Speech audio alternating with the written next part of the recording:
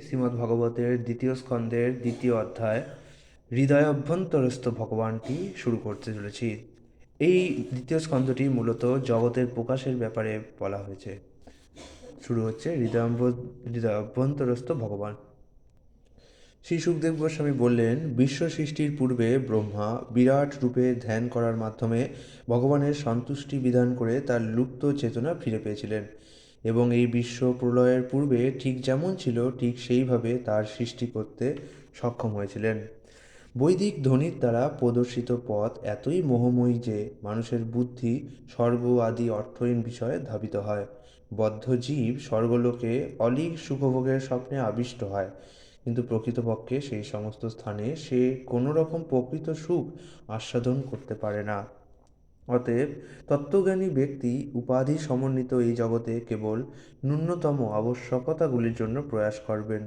তার কর্তব্য বুদ্ধিমত্তা সহকারে স্থির হওয়া এবং কখনো অবাঞ্ছিত বস্তুর জন্য কোনো রকম প্রয়াস না করা, কেননা তিনি ব্যবহারিকভাবে উপলব্ধি করেছেন যে সেই সমস্ত প্রচেষ্টা কেবল অর্থহীন পরিশ্রম মাত্র। ভূমিরূপ শয্যা থাকতে শয়নের জন্য খাট এবং পালঙ্কের কী প্রয়োজন? বাহু থাকতে উপাধানের কী প্রয়োজন? আর যখন অঞ্জলি বর্তমান, তখন বহুমূল্য পাত্রেরই বা কী প্রয়োজন? দিক ও বৃক্ষ বক্কলাদি থাকতে বস্ত্রের কী প্রয়োজন? পথে কি কোনো জীর্ণ বস্ত্র পড়ে নেই? অন্যদের পালন করার জন্য যাদের অস্তিত্ব, সেই বৃক্ষরা কি আর ভিক্ষাদান করছে না? নদীগুলি কি শুকিয়ে গেছে, যার ফলে তারা আর তৃষ্ণার্তকে জলদান করছে না? পর্বতের গুহাগুলি কি রুদ্ধ হয়ে গেছে? এবং সর্বোপরি সর্বশক্তিমান ভগবান কি শরণাগতকে আর রক্ষা করছেন না? তাহলে জ্ঞানবান মুনি ঋষিরা কেন ঐশ্বর্যের গর্বে অন্ধ এবং প্রমত্ত ব্যক্তিদের তোষামোদ করতে যায়? এইভাবে স্থির হয়ে তার সর্বশক্তিমত্তার প্রভাবে সকলের হৃদয়ে বিরাজমান পরমাত্মার সেবা করা কর্তব্য। যেহেতু তিনি সর্বশক্তিমান পরমেশ্বর ভগবান, নিত্য এবং অন্তহীন, তিনি জীবনের পরম লক্ষ্য এবং তার আরাধনার ফলে মানুষ সংসারের হেতুরূপা অবিদ্যাকে দূর করতে পারে। ঘোর জড়বাদী ছাড়া আর কে পরমার্থিক বিষয়ে চিন্তা না করে অনিত্য বিষয়ের চিন্তা করবে? দুঃখ দুর্দশার নদী বৈতরণীতে পতিত হয়ে তাকে স্বীয় কর্মজাত তিতাব ভোগ করতে হয়। তা দেখা সত্ত্বেও পশু ছাড়া আর কোন ব্যক্তির বিষয়ে স্পৃহা হবে? অন্যেরা অর্থাৎ যোগীরা তাদের দেহের অভ্যন্তরস্থ হৃদয় গহ্বরে বিরজিত চতুর্ভুজ শঙ্খ চক্র গদা পদ্মধারী প্রদেশমাত্র পুরুষকে ধারণার দ্বারা স্মরণ করে থাকেন। তার মুখমণ্ডল তার প্রসন্নতা ব্যক্ত করছে, তার চক্ষুদ্বয় কমল দলের মতো আয়ত, তার বসন কদম্ব পুষ্পের কেশরের মতো পীতবর্ণ এবং তিনি বহু মূল্যবান রত্নসমূহের দ্বারা বিভূষিত।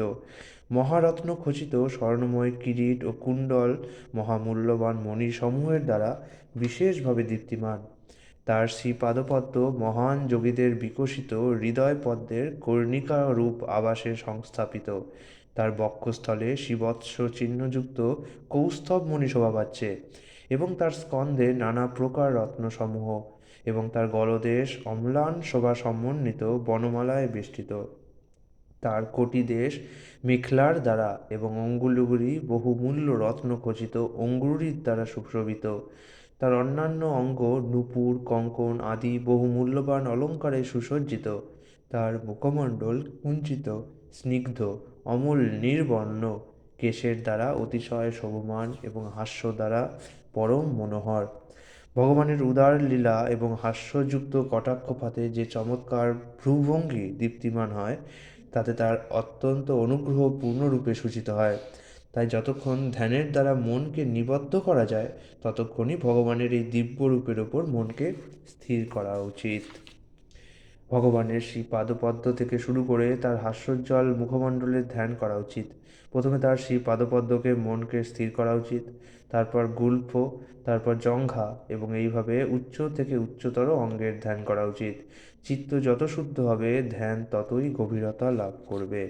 যতক্ষণ পর্যন্ত স্থূল জড়বাদীদের জড় এবং চেতন উভয় জগতেরই দ্রষ্টা পরমেশ্বর ভগবানের প্রেম ভক্তির উদয় না হয়, ততক্ষণ পর্যন্ত তাদের কর্তব্য কর্ম সম্পাদনের পর যত্নপূর্বক ভগবানের বিরাট রূপেরই ধ্যান করা উচিত। হে রাজন, যোগী যখন এই মনুষ্যলোক ত্যাগ করতে ইচ্ছা করেন, তখন তার উচিত উপযুক্ত স্থান এবং কালের চিন্তায় উদ্বিগ্ন না হয়ে সুখকর আসনে উপবিষ্ট হয়ে প্রাণ ও ইন্দ্রিয় সমূহকে মনের দ্বারা সংযত করা। তারপর যোগীর কর্তব্য হচ্ছে তার নির্মল বুদ্ধির দ্বারা তার মনকে আত্মায় লীন করা এবং তারপর আত্মাকে পরমাত্মায় বিলীন করা। তার ফলে পূর্ণরূপে তৃপ্ত জীব তৃপ্তির পরম অবস্থা লাভ করে এবং অন্য সমস্ত কার্যকলাপ থেকে বিরত হন। সেই লব্ধ প্রশান্তি তরে স্বর্গের দেবতাদেরও নিয়ন্তা ও সংহারকারী কাল কোনো বিস্তার লাভ করতে পারে না। আর সামান্য দেবতা যারা প্রকৃত জগতেই কেবল আধিপত্য করেন, তারা কি প্রভাব বিস্তার করবেন? সেখানে সত্ত্ব, রজ অথবা তমগুণ এবং অহংকার তত্ত্ব, জড় কারণ সমুদ্র, প্রধান বা প্রকৃতির কোনো প্রভাব নেই। যথার্থ পরমার্থবাদীরা জানেন যে পরম পদে সব কিছুই পরমেশ্বর ভগবানের শ্রীবিষ্ণুর সঙ্গে সম্পর্কিত। তাই তারা যা কিছু ভগবানের সঙ্গে সম্পর্কিত তা পরিত্যাগ করেন। ভগবানের সঙ্গে পূর্ণ প্রীতির সম্পর্কে সম্পর্কিত শুদ্ধ ভক্তরা তাই কখনো বৈষম্যের সৃষ্টি করেন না। পক্ষান্তরে তারা ভগবানের শ্রীপাদপদ্মকে হৃদয়েই ধারণ করে সর্বক্ষণ তার আরাধনা করেন।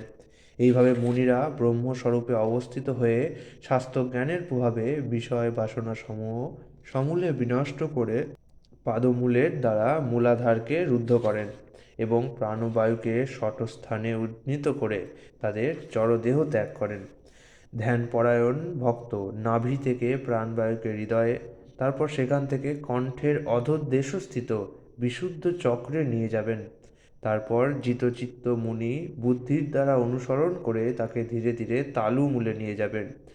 তারপর ভক্তিযোগী তার প্রাণবায়ুকে ভ্রূদয়ের মধ্যে চালিত করে প্রাণবায়ুর বহির্গমনের 7টি পথ অর্থাৎ শ্রোত্রদয়, নেত্রদয়, নাসিকাদয় ও মুখগহ্বর রুদ্ধ করে তার প্রকৃত আলয় ভগবদ্ধামে তার লক্ষ্য স্থির করবেন। তিনি যদি সমস্ত জড় ভোগবাসনা থেকে সম্পূর্ণ মুক্ত হন, তাহলে তিনি ব্রহ্মরন্ধ্র ভেদ করে সমস্ত জড় সম্পর্ক পরিত্যাগপূর্বক পরম গতিপ্রাপ্ত হবেন। হে রাজন, যোগীর যদি ব্রহ্মপদ, অষ্টসিদ্ধি অথবা বৈহাসদের সঙ্গে অন্তরিক্ষে ভ্রমণ করার বাসনাদি জড়ভোগের আকাঙ্ক্ষা থাকে, তাহলে তিনি দেহত্যাগের সময় মন ও ইন্দ্রিয় সমূহকে ত্যাগ না করে সেগুলি সহ সেই লোকে ভোগার্থে গমন করবেন। পরমার্থবাদীরা চিন্ময় শরীর লাভের প্রয়াসী। ভগবত ভক্তি, তপশ্চর্যা, যোগ এবং দিব্য জ্ঞানের প্রভাবে তাদের গতি জড়জগতের অন্তরে এবং বাহিরে অপ্রতিহত। সকাম কর্মীরা অথবা জড়বাদীরা কখনোই সেই প্রকার অপ্রতিহত গতিতে গমনাগমন করতে পারে না। হে রাজন, এই প্রকার যোগীরা প্রথমে ছায়াপথে ব্রহ্মলোকের মার্গস্বরূপ জ্যোতির্ময়ী সুষুম্না নারীর যোগে অগ্নির দেবতা বৈশান্যর লোকে যান। এখানে তারা সম্পূর্ণরূপে কলুষ বিধত হয়ে আরও ঊর্ধ্বে শিশুমার চক্রে যান, যেখানে তারা পরমেশ্বর ভগবান শ্রীহরির সঙ্গে সম্পর্ক লাভ করেন। এই শিশুমার সমগ্র ব্রহ্মাণ্ডের আবর্তনের কেন্দ্রবিন্দু এবং তাকে বলা হয় শ্রীবিষ্ণুর, অর্থাৎ গর্ভদশায় বিষ্ণুর কথা বলা হচ্ছে, শ্রীবিষ্ণুর নাভি। যোগীরাই কেবল শিশুমার চক্র অতিক্রম করে মহরলোক প্রাপ্ত হন, যেখানে ভৃগু প্রভৃতি মহর্ষিরা একক দশক শতক হাজার অযুত লক্ষ নিযুত কোটি 430 কোটি সৌরবাৎসর ব্যাপী দীর্ঘায়ু উপভোগ করেন। এই গ্রহলোকটি আধ্যাত্মিক স্তরে অধিষ্ঠিত ঋষিদেরও পূজ্য। কল্পান্তে যখন অনন্ত দেবের মুখাগ্নির দ্বারা লোকত্রয় দগ্ধ হয়, তখন তিনি শুদ্ধ মহাত্মাদের বিমানে করে সত্যলোকে গমন করেন। সত্যলোকের আয়ুষ্কাল 15,00,000,000 সৌর বৎসর। এখানে এই সংখ্যাটি দেওয়া হয়েছে, অনেক বড় সংখ্যা। সত্যলোকে শোক, জরা, মৃত্যু, দুঃখ, উদ্বেগ এই সমস্ত কিছুই নেই। কেবল চেতনাজনিত এক প্রকার দুঃখ রয়েছে। সেই দুঃখের কারণ এই যে ভগবত ভক্তি সম্বন্ধে অজ্ঞ জড়জগতের বদ্ধ জীবদের অশেষ দুঃখ দর্শন করে তাদের প্রতি তাদের করুণার উদ্রেক হয়।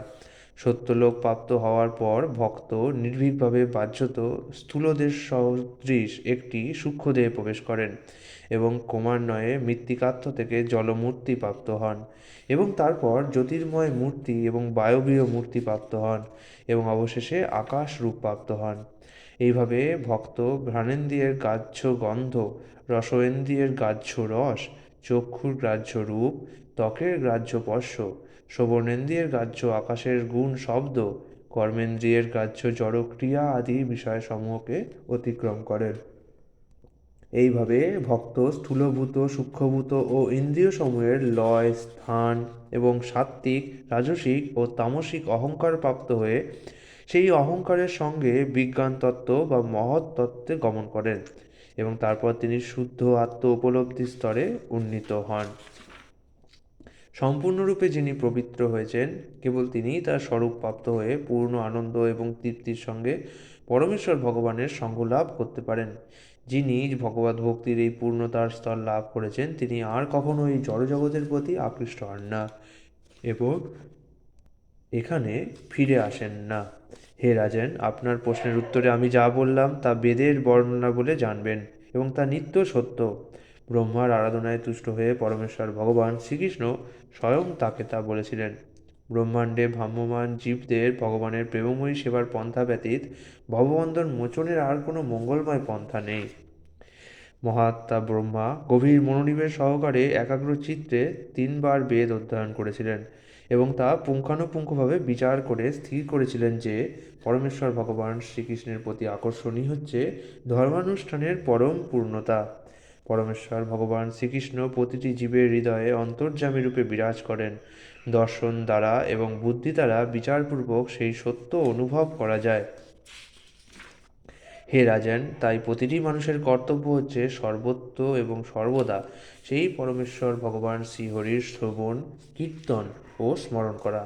যারা ভক্তদের অত্যন্ত প্রিয় ভগবান শ্রীকৃষ্ণের কথামৃত কর্ণকুহরের দ্বারা পান করেন, তারা বিষয়ভোগে দূষিত অন্তঃকরণকে পবিত্র করেন এবং ভগবানের শ্রীপাদপদ্মের সমীপে গমন করেন। ইতি শ্রীমদ্ভাগবতের হৃদয়াভ্যন্তরস্থ ভগবান নামক 2য় স্কন্ধের 2য় অধ্যায়ের ভক্তিবেদান্ত অনুবাদ সম্পূর্ণ করা হলো। আগামীকাল শুদ্ধ ভক্তি আর হৃদয়ের পরিবর্তন অংশটি দেখব। এই চ্যাপ্টারটি মূলত বিভিন্ন লোক, সত্যলোক, ব্রহ্মলোক, জনলোক, তপলোক, মহরলোক এবং বিভিন্ন ভূলোক সহ বিভিন্ন স্বর্গলোকও আছে তার মধ্যে, এবং নিচের কি যে সমস্ত তল আছে, সুতল, বিতল, অতল, রসাতল, তলাতল, ধরাতল, পাতাল, এগুলোর এটি সংক্ষিপ্ত বর্ণনা দেওয়া আছে। 3য় অধ্যায় আমাদের দেবে হচ্ছে শুদ্ধ ভক্তির মাধ্যমে কীভাবে আমরা হৃদয়ের সমস্ত মল আবর্জনাগুলোকে ত্যাগ করতে পারি। হরে কৃষ্ণ।